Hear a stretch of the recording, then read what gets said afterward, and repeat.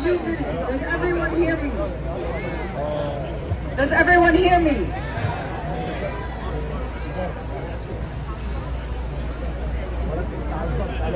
On the left with the Palestinian flag, can you hear me? If you're holding the huge Palestinian flag and you can hear me, wave it. Yeah. So first of all, I want to welcome all the infiltrators, all the sabotagers, all of the NYPD intel that we know are joining part of this march today.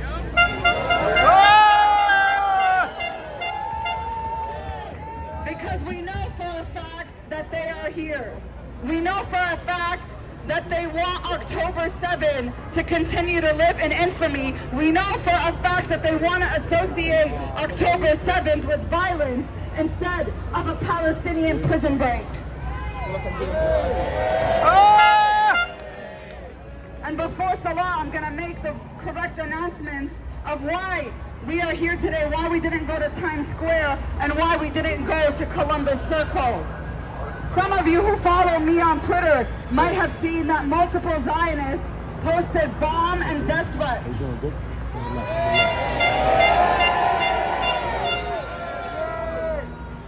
We were told by someone who works for the city that Zionist group chats were planning on infiltrating the march, on creating violence, on finding a way to associate us with so-called anti-Semitic attacks, false flag attacks, so that they can shut down our movement once and for all.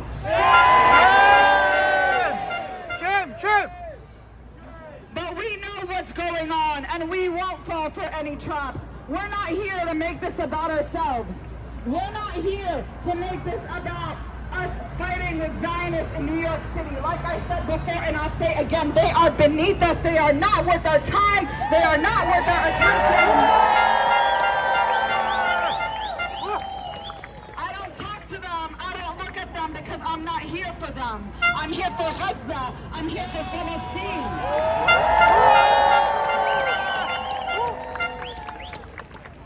So we don't look in their direction. We don't fall into their traps. And this is why it is especially important for us to be constantly praying for not missing our salawat while we are marching, so that we have Allah, we have the truth, we have justice, we have freedom on our side.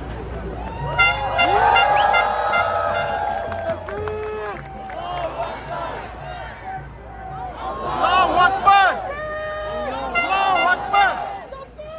Allahu Akbar! They know how messy Times Square gets, and they know that when you're like us and you don't get permits and you don't collaborate with the same entity and the same forces that are killing your people, that are working with the Zionist state, that are working with the IDF to kill your people, that it is easier to demonize you. And that is why they target us more than any other Palestinian group in New York City. Because they know we are principled, because they know we're the ones who were not afraid to take the streets today on October 7th. That's right! So in order for us to be unafraid, to be brave, to be unapologetic, we must also be principled. We must also be disciplined. We must also trust and respect one another. So when we say get behind the banners for the next march, it's so I can see in front of me, so I can see if we're walking into a trap or if we have a clear path to make our message loud and clear.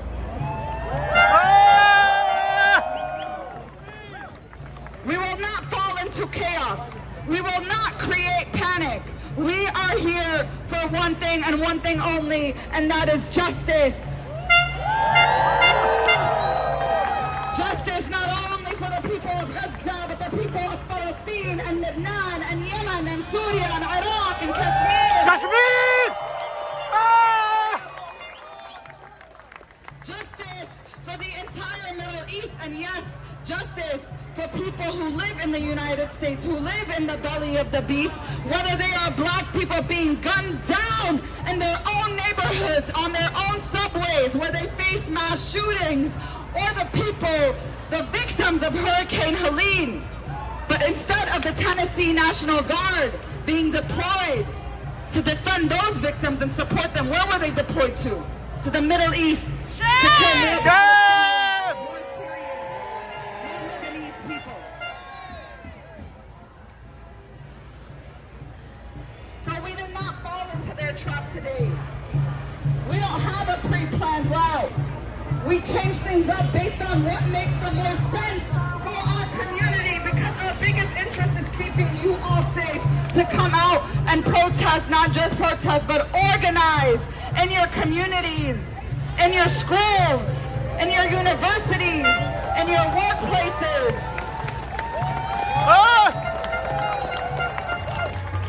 That is the point of mass mobilizations, by showing people that we have people power, that we have numbers, that we have educated people, that we have smart people who know how to take the streets and command the attention of this entire city without falling into demonization, without falling into traps. Ah! Remember, Abdullah was on the sidewalk when they threw him down and broke his wrist to the point where he needed the surgery. He was on the sidewalk. He was not breaking any law, because when you don't collaborate with the same entities that kill your people, you are hunted down, you are targeted, whether or not you follow the law. Shame! So our main interest is keeping our people safe, regardless of what the law says. And that's why we change our path. And that's why we are here in Madison Square Park right now, where we will be holding Salat al-Maghrib in just a few minutes, joined by our brothers from the Muslim American Society who will be leading the Salah.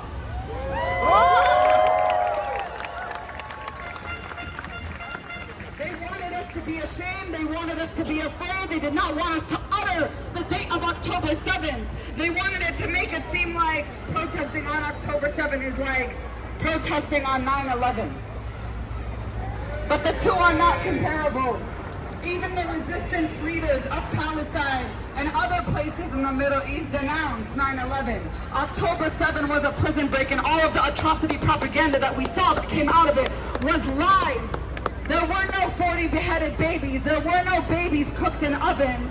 There was no sexual assault. There was none of these unspeakable things that they claim. And yes, maybe 1,200 people died, but they died from Israeli Apache helicopters and Merkava tanks who killed their own people through the Hannibal Directive. And just like they're willing to kill their own people over there so that they can bomb us relentlessly for the next year using this atrocity propaganda, make no mistake, they're willing to kill and hurt their own people here too to shut down this movement. Yeah! This is what it's called, the Hannibal Directive. So we're not going to fall into that. We didn't let them do that to us today. It's already a big statement that we're out here on October 7th, unapologetically, unafraid, loudly, because we know October 7th was a prison break for the Palestinian people.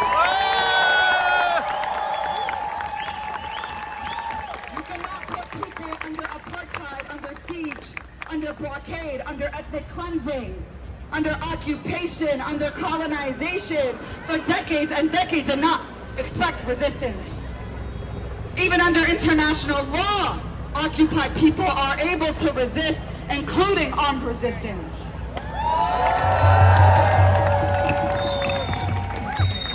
These are facts they don't want us to be aware of, and they want our community to be shameful of. But the fact that Muslim American Society, that the Muslim Community Center, that multiple Islamic and Arab organizations, that 200 plus organizations were out here today endorsing this, shows that our community will not be shamed into hating our resistance. We love our resistance.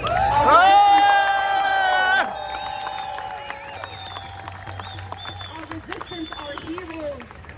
They are the reason we are able to still call ourselves Palestinians, because if it wasn't for the resistance, we wouldn't exist today.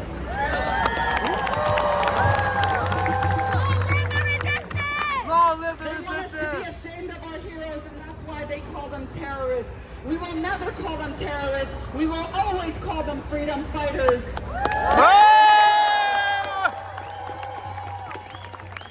Zionism is terrorism. U.S. imperialism is terrorism.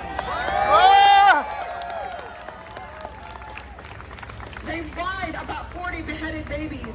How many Palestinian kids, babies, have their heads blown off?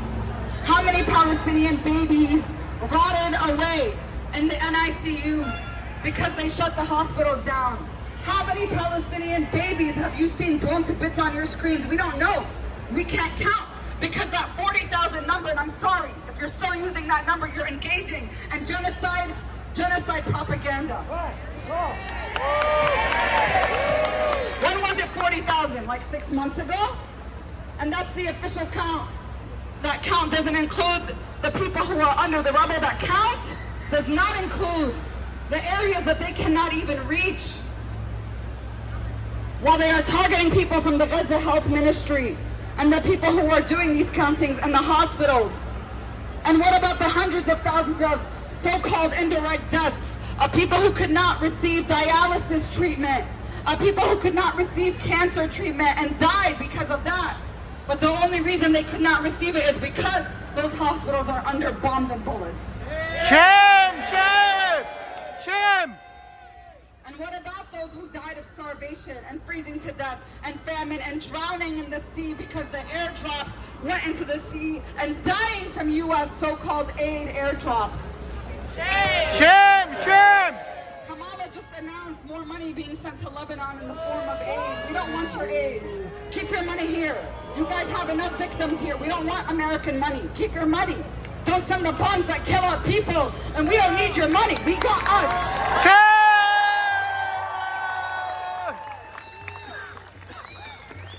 The bare minimum is 300,000. It's estimated up to 400,000 in Gaza that are dead, that are dying. We will not know the true number. So if you say, or if people in your life say they would have done something to stop the Holocaust, it's happening right now. What are you doing?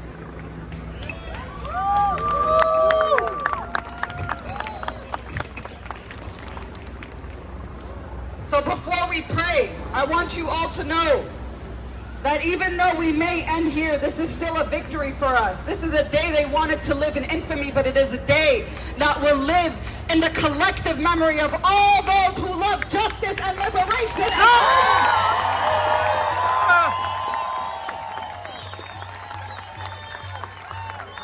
This is a day that colonized people showed us that it is possible to fight back and it is possible to live. This is a day that shows if you have determination, that if you have iman, that if you have faith, that despite the billions of dollars of weapons and bullets and bombs and the media on their side and the U.S. diplomacy on their side, that we can still take down Zionism with our bare hands.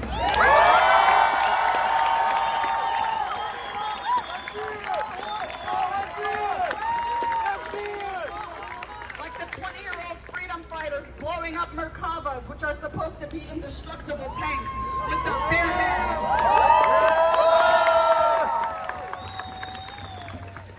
We can never be afraid because our people don't fear death, because we believe that dignity is more important.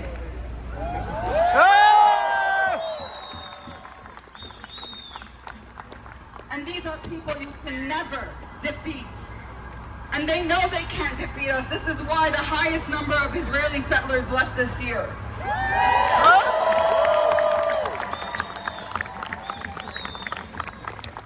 There is a cost to occupation and ethnic cleansing and colonization. And they're going to pay that cost. And the free people of the world will always stand with them. And this is why our marches here in New York City have always outnumbered, not just in frequency, but the amount of people that show out any Zionist march that we see.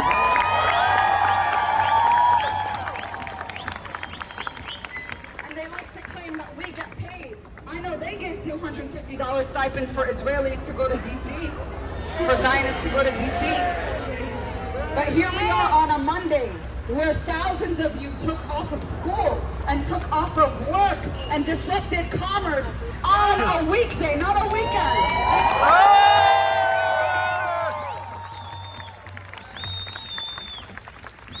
We disrupted Wall Street, which they turned into a frozen zone. They turned the United Nations into a frozen zone. And we've broken past their frozen zones before, no problem. We're not afraid to do that. But today, we wanted all of these people in these high rises to see us and know that our community is not afraid, that we will not shun this day, because a community that fights for themselves is the only way we can get other people to believe in our struggle and fight for us.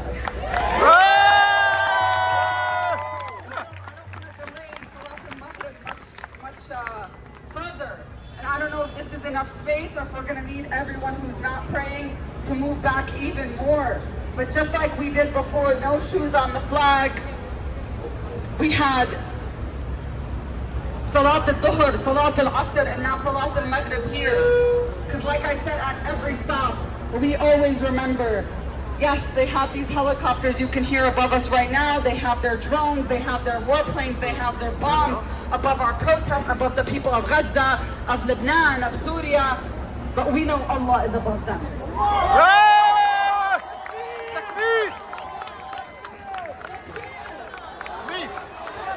Allahu Akbar! Allahu Akbar!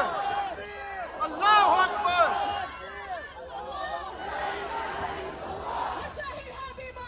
La ilaha illallah! La ilaha illallah! So again, if you're not praying, you guys gotta literally like get away as far as you can, as far as you can. If you want to go to the other side of the park and start chanting there, that's fine. But we need as much space here for our brothers and sisters to not only pray on the flag, but to also have place where they can take off their shoes and get in the prayer. And after this, yes, this march may be over, but our movement is not over. This is a day where we showed we're not afraid, that there are people who are going to come out on October 7th, yes, the day itself, that will take off of school and work to be here.